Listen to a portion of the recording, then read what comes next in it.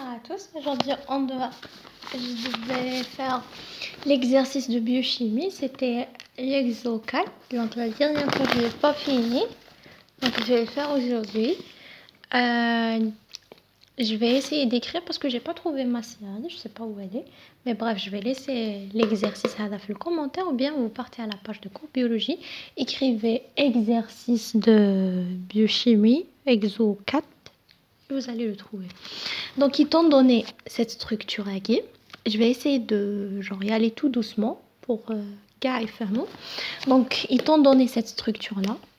La première question, ils t'ont demandé donne son nom systématique. Donc, donne ce nom systématique. باش تمدلها le nom systématique de la molécule, لازم تمد le nom. Bon, حترقمهم la première du chose. هذا c'est 1, d'accord. هذا c'est 2. هذا c'est 3. Donc, حتمد la molécule 1 son nom symétrique, la molécule 2 son nom symétrique, la molécule 3 son nom symétrique. Dès que tu auras les 3 noms, tu peux construire le nom symétrique de tout ce composant, d'accord. Donc, on commence par le premier. Donc, je vais essayer d'écrire là. Regardez. Voilà, le CH3 c'est en bas, en bas, en bas, au haut. Voilà. Donc ici, qu'est-ce que je dois faire? Donc je dois faire la structure inus. Donc vu que c'est un aldose, donc ça commence par le CHO. Il se termine par CH3. Donc quelle est la molécule qui commence par le CHO et se termine par le CH3?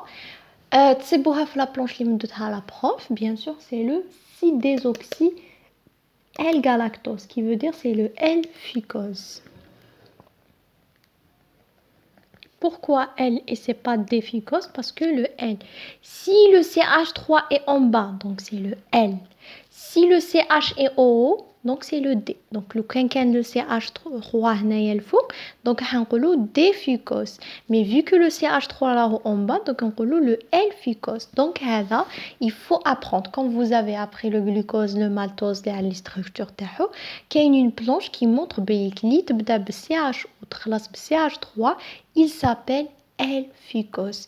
Maintenant, tu dois faire après, tu dois suivre avec, bien sûr, O, les تصيبوا من الأعلى, genre O, اللي يكون من الأعلى, donc c'est gauche, اللي يكون en bas, donc c'est droite.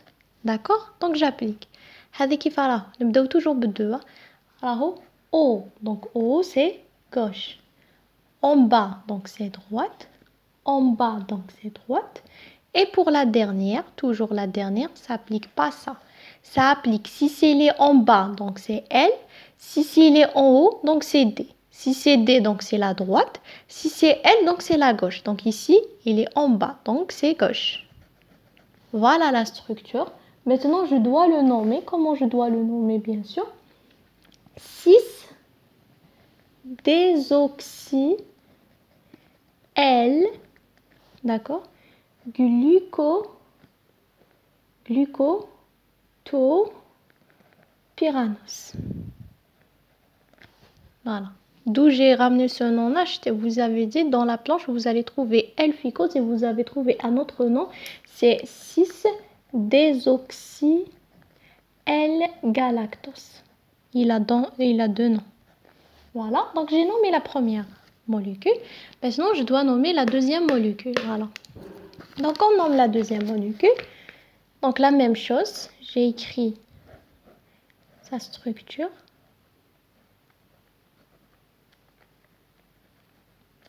En haut, en bas. Ici, c'est pas important. Donc, comment je vais faire? La même chose, sa structure. Ça commence par le CH, puisque c'est un aldose. Et ça finit, bien sûr, par le CH2OH. Bien sûr, j'applique la règle droite et gauche. Donc, ici, en bas, donc c'est droite. Au haut, c'est gauche. Au haut, c'est gauche. On avait dit si la dernière structure, toujours le CH2OH ou bien CH3, si c'est O, donc إذا كانت من الأعلى, d'accord? Elle, le CH de OH. Donc, معناتها راكي في D, qui veut dire c'est droite. Si c'est en bas, معناتها qui fait la série L, معناتها c'est gauche. معناتها c'est gauche. Donc ici le D راهي الفوق, donc حتجي من هذه الجهة, donc حتجي من droite. Voilà la structure. Ou bien sûr, dans ta tête, tu as appris cette structure, c'est quoi? C'est le galacto. Donc, tu dois écrire bêta. Pourquoi bêta? Parce que tu vois toujours le premier carbone et le dernier. C'est le CH de OH. S'ils sont comme ça, donc c'est bêta. S'ils sont zigzag, donc c'est alpha. Ici, c'est bêta. Bêta, D, parce que c'est la série D. Galacto. Voilà. Et tu ajoutes soit pyranose, soit fyranose. Si c'est cette structure, c'est pyranose. Si c'est cette structure, comme ça vient comme ça, c'est fyranose. Donc ici, c'est pyranose. Et celui qui n'a pas compris ces structures, il y a une vidéo spéciale pour la cyclisation. Vous écrivez cyclisation des aldoses ou bien cyclisation de cétose, vous trouvez tout en détail. Ça. On a fini la deuxième structure, on a nommé la deuxième structure, donc c'est bêta D galactopyranose. Maintenant, on passe à la troisième molécule. Voilà. Donc la troisième molécule, c'est celle-ci. Je vais la nommer.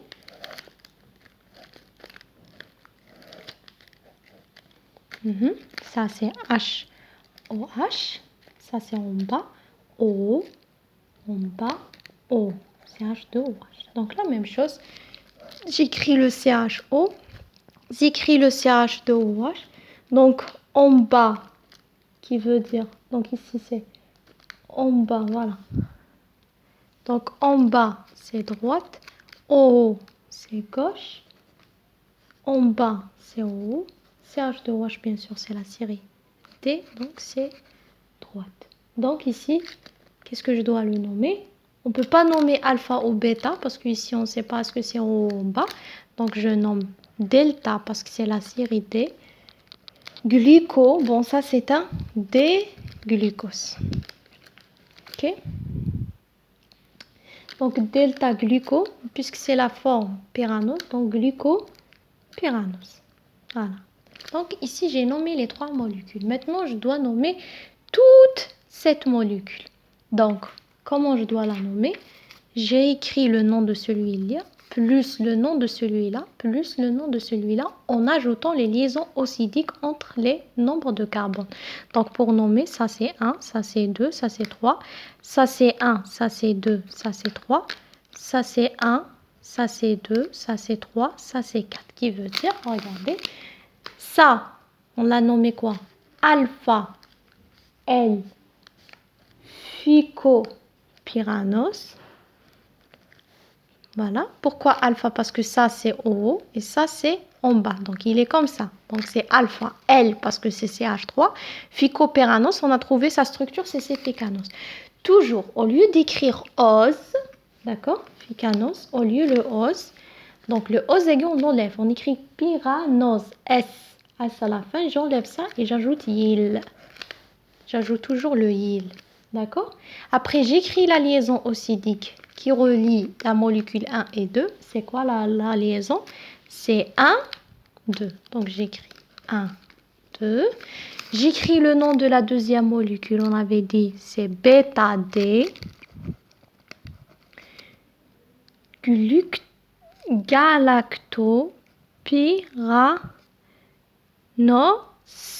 J'écris le S. Dès que j'écris le S, j'écris pas le E. J'écris le il. Toujours. Puis j'écris la liaison qui y attache, c'est 1 et 4. Donc 1, 4. Puis j'écris le dernier, bien sûr, c'est déglucopyranose. Ici, j'écris le pyranose. Donc le premier, le deuxième, j'écris il. Mais le dernier, c'est os. Donc c'est quoi le nom symétrique? Alpha L phycopyranosyle. 1, 2, BD galactopyranosyle, 1, 4, D galactopyranose. C'est ça le nom symétrique. La deuxième question, ils t'ont dit, est-il réducteur? Oui ou non? Et justifie ta réponse. Donc, réducteur. Réducteur, que veut dire? Donc, je vais expliquer ça. Donc, quand on te dit est-il réducteur, on a deux possibilités. Soit c'est un oui, soit c'est un non. D'accord? S'il est réducteur, donc il y a la présence, il y a la présence OH anomérique libre de OH3.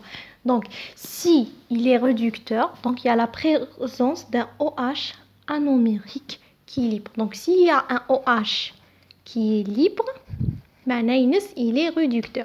S'il n'y a pas un OH, il est libre, donc il est non réducteur. Qui veut dire un OH qui est libre?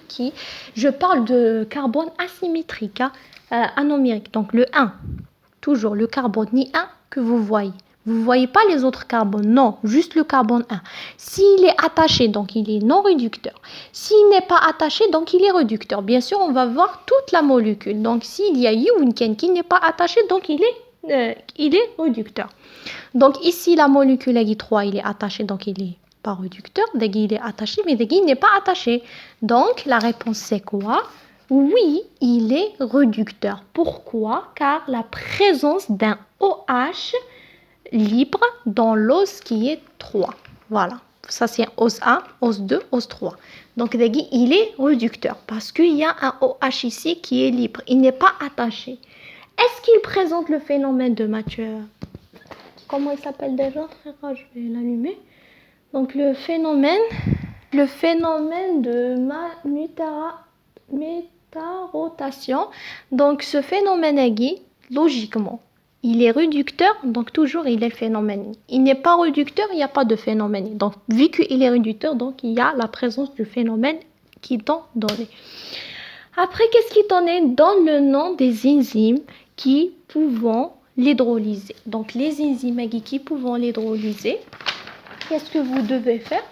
Donc vous devez savoir combien de liaisons oxydiques vous avez. Donc ça, c'est une liaison oxydique 1 et ça, c'est une liaison oxydique 2. Donc la deuxième. Donc la liaison oxydique, toujours le non-né, l'amolosine, vous lui ajoutez un noumès oxydase. Oxydase. Voilà. Donc, c'est quoi son nom? C'était fructopyranose. Donc, fructooxydase. Non, phycoxydase. Voilà. Phyco, donc, phycopyranose. Donc, phyco. Donc, le nom d'enzyme de l'OSG1, c'est phycoxydase. D'accord? Alpha L phycoxydase. C'est ça le nom de la liaison oxydique 1. La liaison oxydique 2, ça suit celle-là, c'est c'était galactopyranose, donc il y aura galactooxydase. Donc toujours pour savoir l'enzyme, vous enlevez le truc ni, vous ajoutez oxydase, vous trouvez. Et bien sûr, les enzymes, ça dépend des liaisons. Vous voyez, on ne va pas lui faire parce qu'il n'a pas de liaison oxydique. C'était ça la question numéro 2. Après, l'autre question, qu'est-ce qu'ils t'ont donné? Donne le nom des composants obtenus après une action de KMNO suivie d'une hydrolyse acide. Donc ici, qu'est-ce que vous devez faire? Il faut savoir des KMNOH. Les trucs qui vont être touchés, c'est juste les trucs qui ont les liaisons oxydiques. Donc la molécule qui va être touchée, bien sûr, c'est la molécule 2 et 3. Le ani, ça ne va pas bouger parce que c'est le phycopyranose. Donc, la réaction, le 1, il va rester alpha L phycopyranose. Le deuxième, il va devenir un acide déglucoturanique. Et le 3, c'est acide déglucoarique. Je n'ai pas la planche. Là, moment, il y a une planche de KMNOHNI qui montre exactement ça, mais j'ai pas la planche, je sais pas où elle est, sinon j'aurais expliqué ça. L'hydrolyse, donc ils t'ont demandé de faire l'hydrolyse, comment tu dois faire. Donc l'oxydation avec le KMNO4 touche la fonction aldéhyde libre et les fonctions alcooliques primaires de CH2OH. Donc tu dois refaire la structure Agui dans ta feuille, donc comme vous le voyez ici. Enfin, tu vas l'écrire comme elle est.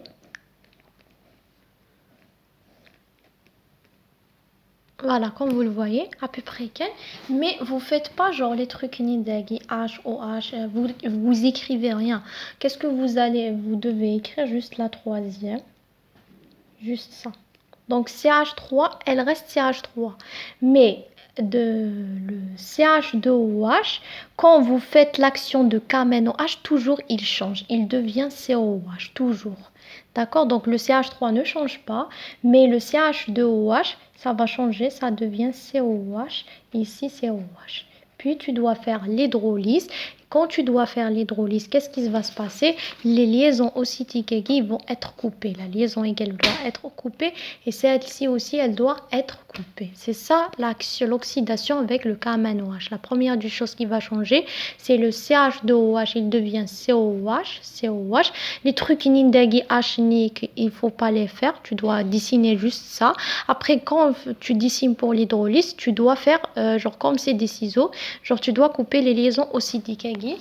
Voilà, c'était ça l'action de KMNOH. À propos de la question ni pour trouver les non-nits, c'est avec la planche. Si vous trouvez la planche ni, vous pouvez maîtriser cette question-là. Voilà, même l'action ni la deuxième qui t'ont donné, c'est l'action de NaBH4.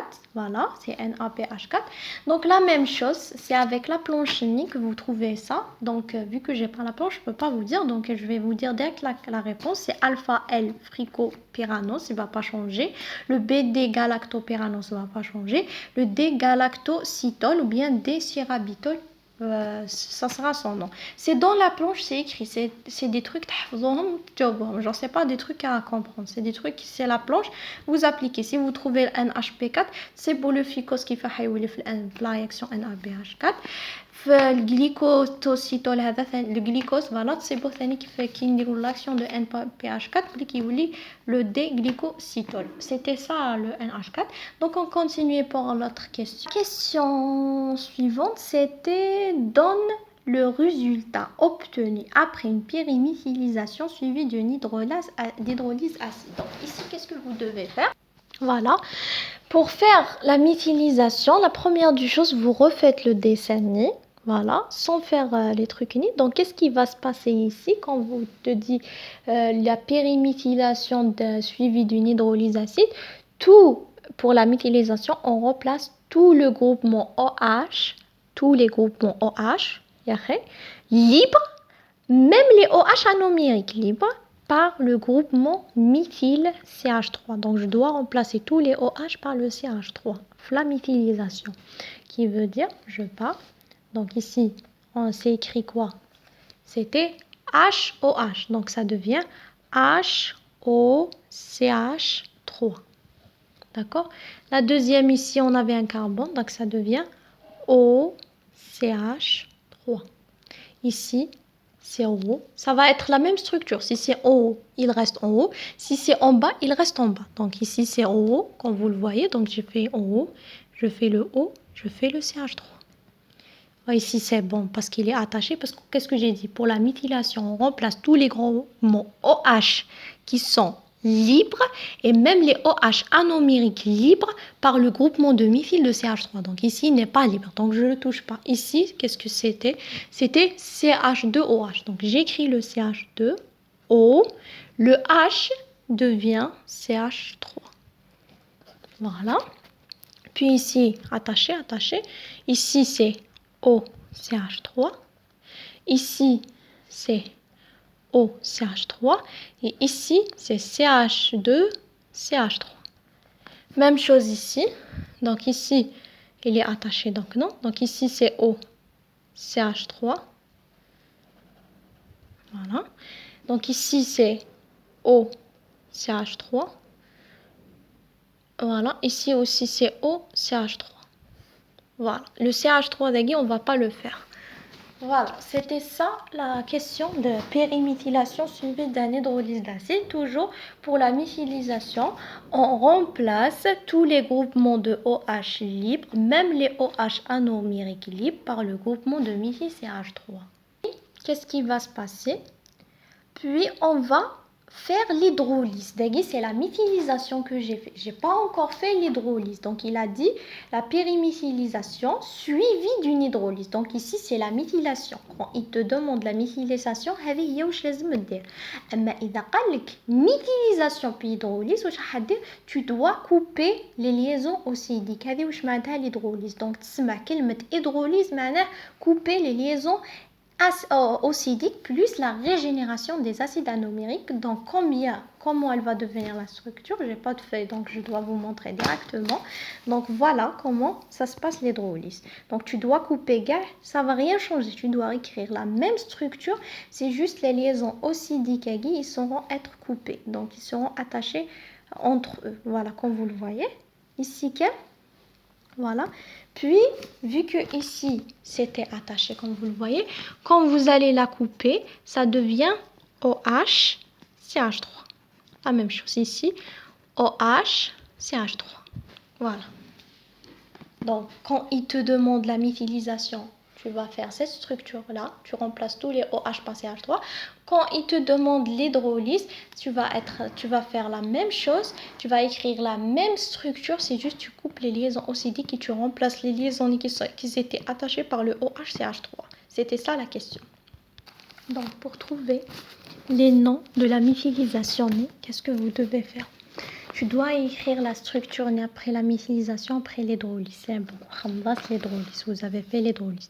J'ai écrit la même structure, comment elle était. À part que, où il était attaché, un technique, il l'a attaché, je l'ai remplacé par le OH. Voilà. Ici, quand vous le voyez, le catég, il était attaché, donc je l'ai remplacé par le OH. Le 1 et le 2 il était attaché, donc je le remplace par le OH. Le 1 et il était attaché, donc je le remplace par le OH. Donc, j'ai rien fait. Donc, pour faire les noms de la méthylisation, vous devez faire ça. Vous refaites la même structure hydrolyse, qui veut dire couper les liaisons oxydiques plus remplacer les AH, les trucs qui étaient attachés par le OH. Pour faire le nom. Donc, le nom, comment il va être? Suivez-moi. Donc, je vais faire molécule par molécule. On commence par la molécule 1 Donc, la molécule 1, comment elle va être le nom? Tu dois compter où il y a le OCH3.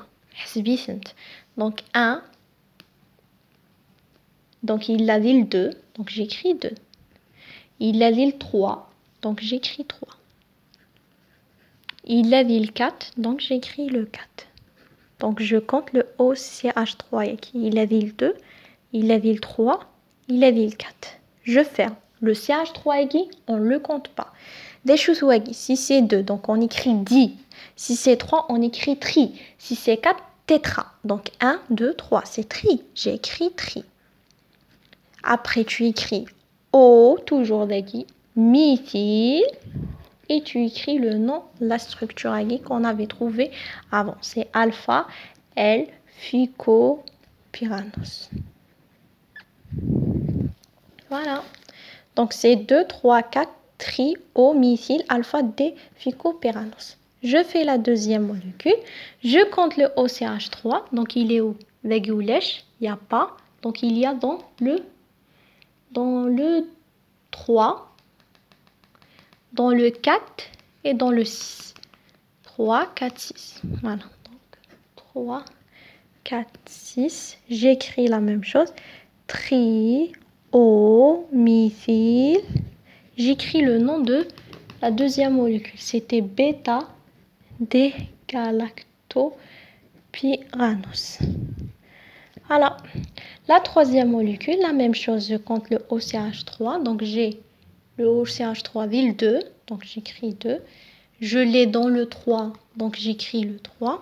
4, c'est OH. Nous, on cherche OCH3. 6, donc j'écris 6. Donc, méthyle, j'écris le nom de la structure 3 c'était le D-glucopyranos. Plus facile que ça, vous ne trouvez pas. Donc, c'était ça, comment faire les noms de la méthylisation. Donc, il faut juste ne pas se tromper. Donc, je récapitule. Il faut toujours faire les OH ni là. Il était libre. Regardez ici, il était attaché. Il était attaché, attaché, attaché.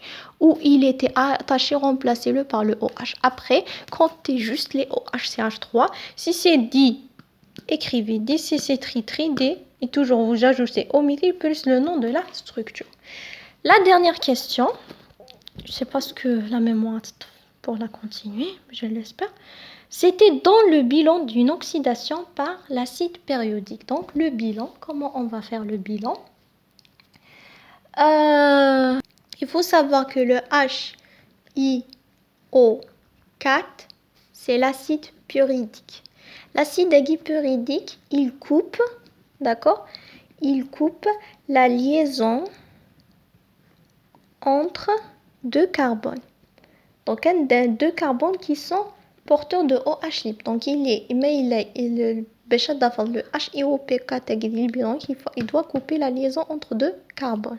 Donc, les PO. On doit compter les HiOP4 et OH. Donc, tu dois couper. Qui veut dire, dans la première structure, en fait, ça, c'est pour le 1 et le 2. Jusqu'à maintenant, je ne sais pas ce qu'on doit couper ou pas. Donc, je préfère que vous demandez à la prof, est-ce que mail est libre, on peut couper ou pas. Donc, ici, par exemple, OH. Donc, est-il la coupure. Donc, déjà, c'est 1. Ici, il est attaché, donc non. Ici, donc, il est attaché, donc, ou lèche, la coupure. Donc, dégui attaché, non. Dégui, on ne peut pas parce qu'il est attaché. Dégui n'est pas attaché, donc, est-il la coupure. Dégui, est-il la coupure. Voilà, parce qu'il est OH. Dégui, il est attaché, non. Dégui, ou lèche. Dégui, il là. OH, OH. OH, OH, il là. Dégui, impossible parce que c'est un CH3. Voilà les coupures. 1, 2, 3, 4, 5. Si je vous dis le bilan unique, 5 HiO4. Et bien sûr, 2 acides forniques. C'est ça le bilan. J'espère que vous avez compris. J'espère que vous avez pris des informations dans cette vidéo. Donc, c'était ça l'exo 4, voilà. J'espère que vous avez compris. Mais il a fait. J'espère que vous avez fait. Merci à toutes.